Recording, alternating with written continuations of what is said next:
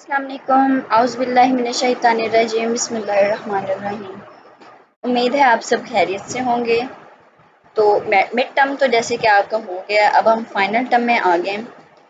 Final term हमने अपना अच्छे से कंप्लीट करना है। अगर आपके मिड टर्म में मार्क्स कम आए हैं तो फाइनल टर्म में ज़्यादा से ज़्यादा मेहनत करें और अपने जो CGPA है उसको बेहतर बनाएं, ठीक है। उसके बाद और तो कोई बात नहीं कहने वाली, हम अपने लेक्चर की तरफ चलते हैं बगैर टाइम वेस्ट किए। Lecture number 19, lecture number 20, lecture number 21 पहले हमारे मिड टर्म में इंक्लूड होते थे, क्योंकि 23 से हमारा लेक्चर नंबर स्टार्ट होता था फाइनल टर्म का फर्स्ट।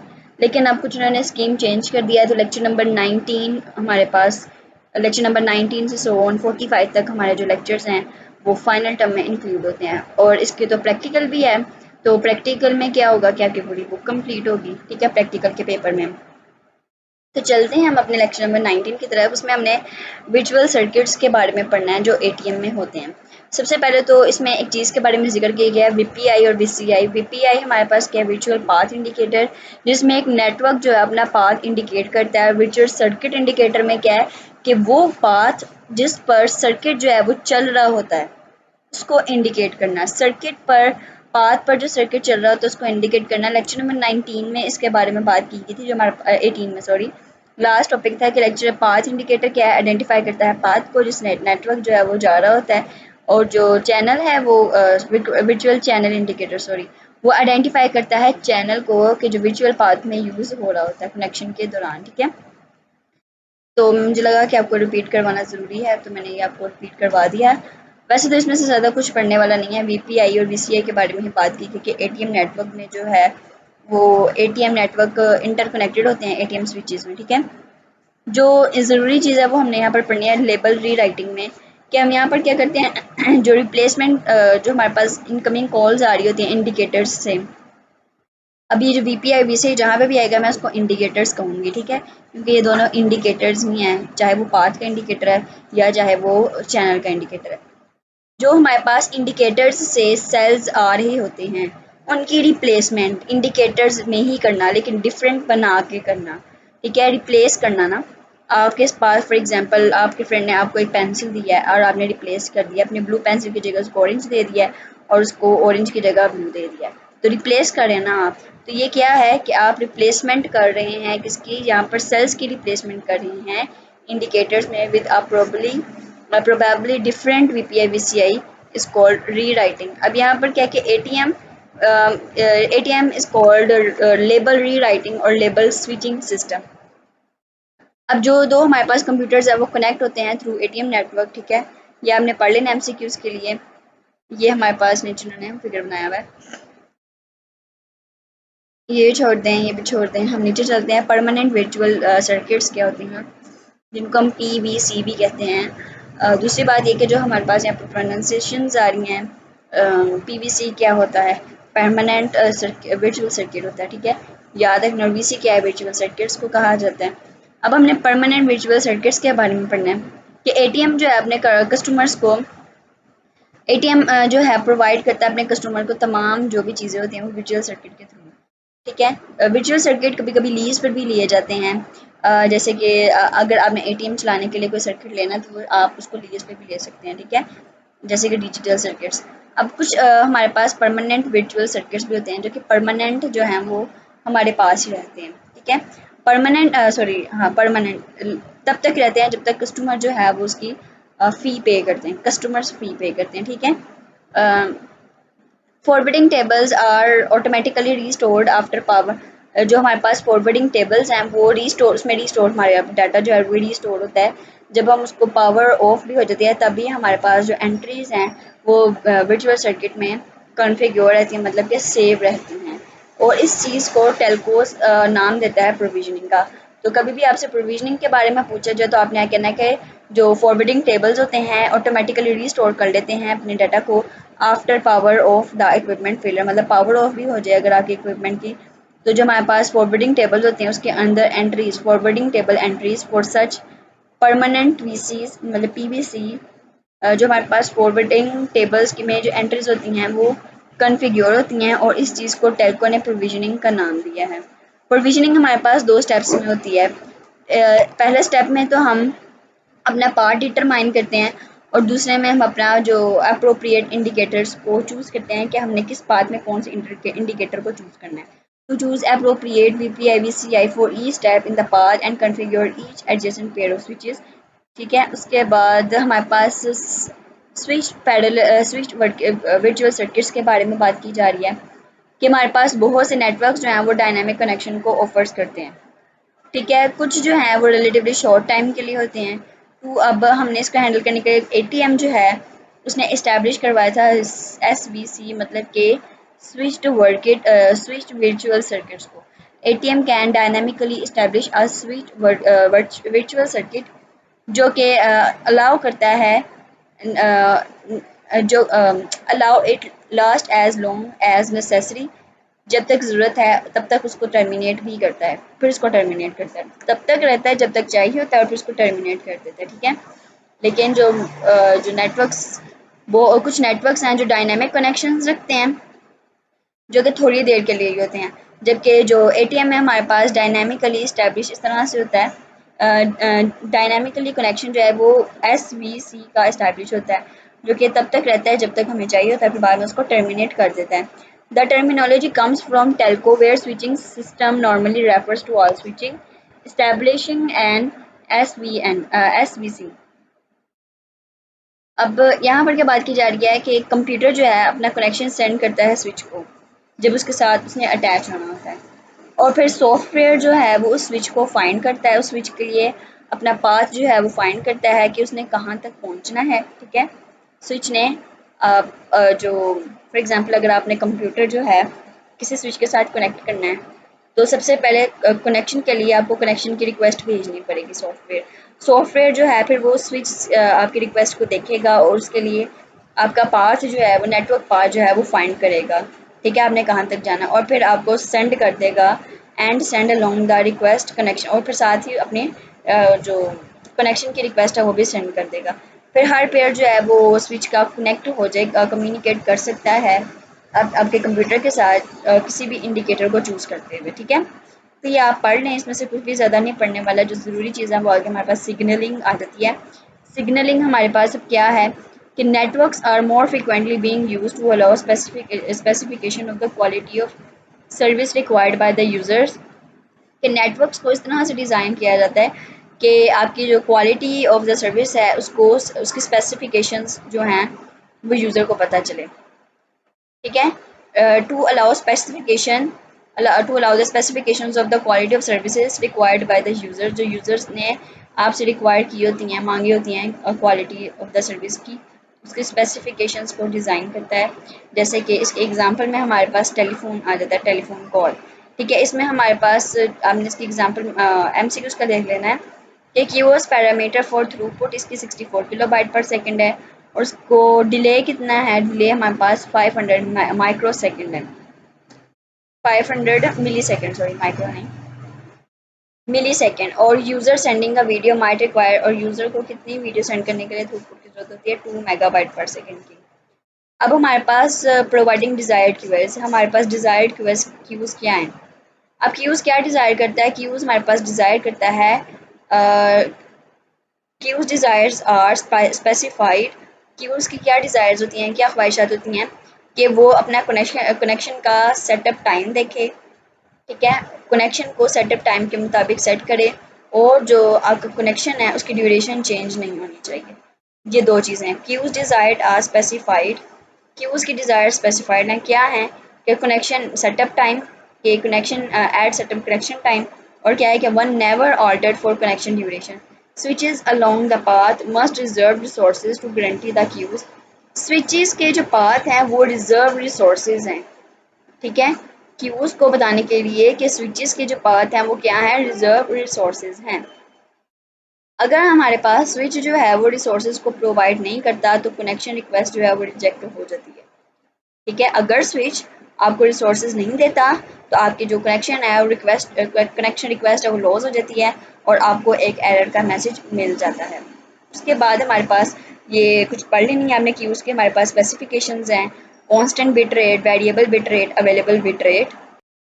इनको पढ़ते हैं, ये क्या है हमारे पास। कांस्टेंट बिट रेट को हम CBR भी कहते हैं। कांस्टेंट बिट रेट किसके लिए यूज़ होता है जी? ऑडियो और वीडियो के लिए यूज़ होता है। इसके pre defined maximum data rates होती हैं, पहले से डिफाइन की हुई मैक्सिमम डाटा रेट्स होती हैं। अब वेरिएबल बिट रेट में क्या है कि ये कंप्रेस्ड वीडियो ऑडियो के लिए यूज़ होते हैं, जहाँ पर डाटा रेट जो है वो डिपेंड करता है कंप्रेशन पर, ठीक है। अवेलेबल बिट रेट में क्या है कि ये आपके लिए एप्लीकेशंस के लिए यूज़ होता है। It is use for typically data applications, जहाँ पर हमें डाटा रेट के बारे में नहीं पता होता, और ये and allow use of what ever bandwidth, और आपने फॉर एग्जांपल कोई एप्लीकेशन सेंड करनी है, उस वक्त जो भी बैंडविड्थ की ज़रूरत होगी उस वक्त यूज़ हो जाएगी, ठीक है। स्पेसिफाइड नहीं है कि आपने कौन सी बैंडविड्थ को इस्तेमाल करना है। तो ये हमारे पास लेक्चर नंबर 19 कंप्लीट हो गया। अब लेक्चर नंबर 20 की तरफ चलते हैं कि एटीएम और उसके नेटवर्क ऑनरशिप के बारे में पढ़ना है, cells versus packets. ATM designers जो हैं वो चूज़ करते हैं सेल्स को पैकेट्स के मुकाबले में। सेल्स हमारे पास cells are not variable length, लेकिन memory management for them is simpler. Memory management इसमें सिंपल होती है, सेल्स में वेरिएबल लेंथ नहीं होती, या सेल्स वेरिएबल लेंथ नहीं है और मेमोरी मैनेजमेंट सिंपल है। जबकि पैकेट्स जो है इसमें मेमोरी फ्रेगमेंटेशन होती है। मेमोरी फ्रेगमेंटेशन की एग्जांपल मैं आपको इस तरह से दूंगी कि आपके पास एक ब्लॉक ऑफ मेमोरी है, for example 640 kilobyte memory, 640 kilobyte उसकी मेमोरी है। ये देखें, इधर मैं आपको ड्रॉ करके दिखा देती हूँ। आपके पास एक ब्लॉक ऑफ मेमोरी है जिसकी टोटल जो मेमोरी है वो 64 किलोबाइट है। अब इसके अंदर आपने एक ब्लॉक प्लेस करवाया है, वो इसके अंदर एक ब्लॉक है, मतलब एक साइज है आपके पास पैकेट का 40 किलोबाइट का, ठीक है। उसके बाद जब आपने देखना है, अब 64 टोटल बाइट मेमोरी है आपके पास पूरे ब्लॉक ऑफ ब्लॉक की, और उसमें 40 किलो बाइट का आपके पास एक मेमोरी पड़ी हुई है। अब पीछे 24 किलो बाइट जो है वो ऐसी की ऐसी ही है, ठीक है। तो ये मेमोरी फ्रेगमेंटेशन है, बीच में ये भी आ रहा है, लेकिन सिर्फ और सिर्फ 64 किलो बाइट में 40 किलो बाइट का आपका डाटा आ सकता है, 24 किलो बाइट जो है वो आपकी मेमोरी फ्रेगमेंटेशन में इंक्लूड हो जाती है, ठीक है। तो उम्मीद है मेमोरी फ्रेगमेंटेशन का कंसेप्ट जो आपको अच्छे से समझ आया होगा। Cells are not variable length and memory management इसमें सिंपलर होती है, जबकि पैकेट्स में हमारे पास मेमोरी फ्रेगमेंटेशन होती है। वेरिएबल लेंथ पैकेट्स जो हैं वो रिक्वायर करते हैं हार्डवेयर को to accommodate the largest possibility packet, thus to detect the end of the packet with cells. Cells क्या करते हैं, cells bits can just be counted. Cells क्या करते हैं, जब बिट आती है तब उसको काउंट करते हैं, ठीक है। लेकिन पैकेट्स क्या करते हैं, सबसे पहले वो डिटेक्ट करते हैं एंड ऑफ द पैकेट को, और फिर कहीं पर जाकर लार्जेस्ट पॉसिबिलिटी होती है कि आपका पैकेट जो है वो ट्रांसफ़र हो हार्डवेयर में। उसके बाद लेंथ ऑफ टाइम रिक्वायर्ड क्या है कि the length of time required to send a variable length packet is variable. एक मतलब लेंथ ऑफ टाइम किसी भी पैकेट को सेंड करने का वेरिएबल ही है। वेरिएबल लेंथ पैकेट को जो सेंड करने का लेंथ ऑफ टाइम है वो हमारे पास वेरिएबल ही होती है, और ये हमें रिक्वायर करता है कॉम्प्लिकेटेड इंटरप्ट स्कीम कि वो डिटेक्ट कर पाए कि कितनी कंप्लीशन हुई है, कितनी ट्रांसमिशन हो गई है, ठीक है। अक्यूज जो है वो गारंटी नहीं देता कि वेरिएबल लेंथ पैकेट्स जो हैं ईजी हैं या नहीं हैं। क्यूज इस बात की गारंटी नहीं देता कि पैकेट्स ईजी हैं या नहीं हैं उसके लिए, लेकिन जो सेल्स हैं वो उसके लिए मैनेज करना बहुत आसान है। QoS can not be granted with variable length packets as easily it can with fixed length cells, ठीक है। एटीएम की स्पीड आपने देख लेनी है, ये एमसीक्यूज़ के लिए बहुत ज़रूरी है। एटीएम डिज़ाइनर्स जो हैं वो चूज़ करते हैं सेल्स को कि वो अपनी नीड मतलब स्पीड जो है उसकी स्पेसिफिकेशंस के मुताबिक को देख सकें। It was design to handle arbitrarily large number of users. आपको पता भी है कि एटीएम किस चीज़ के लिए यूज़ होता है, बहुत से यूज़र्स उसका इस्तेमाल करते हैं, बहुत सी सर्किट्स के साथ ये मशीन जो है वो जुड़ी होती है पीछे कंप्यूटर्स के साथ भी, ठीक है, डाटा वगैरह।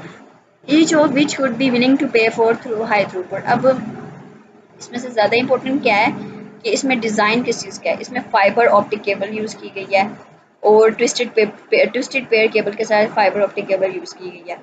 अब a typical port is on an ATM switch. अब टिपिकल पोर्ट मतलब एटीएम स्विच में जो ऑपरेट होती है वो हमारे पास उसकी स्पीड जो है वो OC3 स्पीड है, मतलब कि 155 मेगाबाइट पर सेकंड है या इससे ज़्यादा होगी, ठीक है। तो एटीएम की जो एटीएम स्विच की स्पीड आपने देख लेनी है, OC3 स्पीड है, 155 मेगा पर सेकंड है या इससे भी ज़्यादा होती है। उसके बाद एटीएम के क्रिटिक्स क्या हैं हमारे पास, एटीएम की क्रिटिक्स में हमारे पास एटीएम जो है वो एक्सपेंसिव है लैन के मुकाबले, लैन हार्डवेयर के मुकाबले। अब जो सेल टैक्स कंज्यूम्स हैं वो 10% हैं of network capacity, QoS requirements must be unknown. Cell tax consume 10% of network capacity, queues requirement must be unknown, leading to application picking values that are too low or too high। Broadcast जो है वो इसके लिए sufficient नहीं है या efficient नहीं है कि एक मैसेज जो है बार बार डिफरेंट कंप्यूटर्स को सेंड किया जाए, एक मैसेज एक ही टाइम में डिफरेंट कंप्यूटर्स को सेंड किया जाए। ब्रॉडकास्ट इस चीज़ के लिए भी नहीं है। एटीएम एक सिंगल एटीएम को इस्तेमाल किया जाता है सिंगल यूनिवर्सल मेथड टेक्नोलॉजी के ज़रिए, नेटवर्किंग टेक्नोलॉजी के ज़रिए, और इसमें मिनिमल प्रोविजन होती है। क्या मतलब इसका है यहाँ पर, एटीएम सिर्फ एक ही टेक्नोलॉजी के साथ इस्तेमाल होता है, वो कौन सी है, यूनिवर्सल नेटवर्क टेक्नोलॉजी। बाकी ये किसी भी टेक्नोलॉजी पर पूरा नहीं उतरती, ठीक है। Minimal provision for inter operation with other technology, हमने यहाँ पर इस चीज़ को ये याद रख लेना है। उसके बाद नेटवर्क ऑनरशिप में आ जाते हैं। नेटवर्क ऑनरशिप हमारे पास क्या है, नेटवर्क ऑनरशिप में हमारे पास दो कैटेगरीज आ जाती हैं, एक प्राइवेट नेटवर्क आ जाता है और एक पब्लिक नेटवर्क आ जाता है। अब प्राइवेट नेटवर्क क्या है कि जिसमें एक सिंगल ऑर्गेनाइजेशन या एक कंपनी उसको ले, ठीक है, और सिर्फ अपने ही इस्तेमाल के लिए ले। इसमें हमारे पास लैन टेक्नोलॉजीज ऑफर होती हैं, ठीक है, लोकल एरिया नेटवर्क। इसमें मल्टीपल लैन्स यूज़ होती हैं एक बिल्डिंग में या एक कैंपस को आपस में लिंक करने के लिए, ठीक है। इसको हम कभी कभी इंट्रानेट भी कहते हैं, प्राइवेट नेटवर्क को हम इंट्रानेट भी कहते हैं। इंट्रानेट का अनदर नेम प्राइवेट नेटवर्क का अनदर नेम इंट्रानेटवर्क है, ठीक है। प्राइवेट नेटवर्क का आर्किटेक्चर किस तरह से होता है कि ये ऑटोनोमसली फ्रॉम अदर नेटवर्क, ये इंटरनेट दूसरे नेटवर्क की तरह नहीं होता जिसको कोई भी आसानी से इस्तेमाल कर पाए, ठीक है। सिर्फ और सिर्फ कंपनी के ही लोग इसको इस्तेमाल कर सकते हैं, ठीक है। इसके लिए इसकी जो एक्सटर्नल कनेक्शंस हैं वो रिस्ट्रिक्ट होती हैं कि कितने इसके साथ कनेक्शन होंगे, ठीक है। One or few closely manage external connection they may restrict access at connections. Private networks को किस तरह से मैनेज किया जाता है, इसके लिए मैनेजमेंट टीम को बिठाना पड़ता है, आपको स्टाफ को हायर करना पड़ता है कि डिज़ाइन करें, इम्प्लीमेंट करें, उस नेटवर्क को अपडेट करें, ठीक है।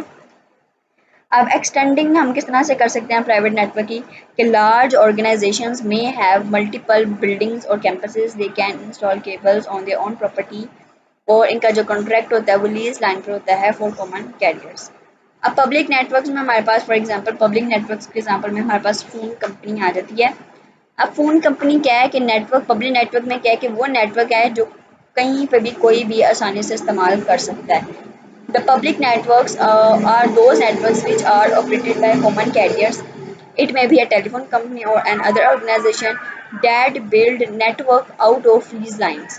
Multiple organizations subscribe and connect data transits public network to to other organization. अब यहाँ पर हम कुछ हमारे पास एडवांटेजेस और डिसएडवांटेजेस आ जाते हैं। पब्लिक नेटवर्क के एडवांटेजेस क्या हैं कि ये फ्लेक्सिबल है और इसमें आपको पॉलिसीज़ भी नहीं रखनी पड़ती और आपको इक्विपमेंट के भी कोई बारे में डिसीजन नहीं लेना पड़ता, जबकि प्राइवेट नेटवर्क जो है उसको ऑनर ने ही देखना होता है, ठीक है। ऑनर ने उसको टेक्निकल डिसीजंस के लिहाज से देखना होता है, उसकी पॉलिसीज़ भी बनानी होती हैं। जबकि जो डिसएडवांटेज क्या है कि ये एक्सपेंसिव भी है, कि इसको लगाने में भी, इंस्टॉल करने में भी एक्सपेंसिव है और ये इसको मेनटेन करने में भी एक्सपेंसिव है। ओके, उसके बाद हमारे पास लेक्चर नंबर 21 आता है, इसको हम अगली वीडियो में कवर करते हैं इंशाल्लाह।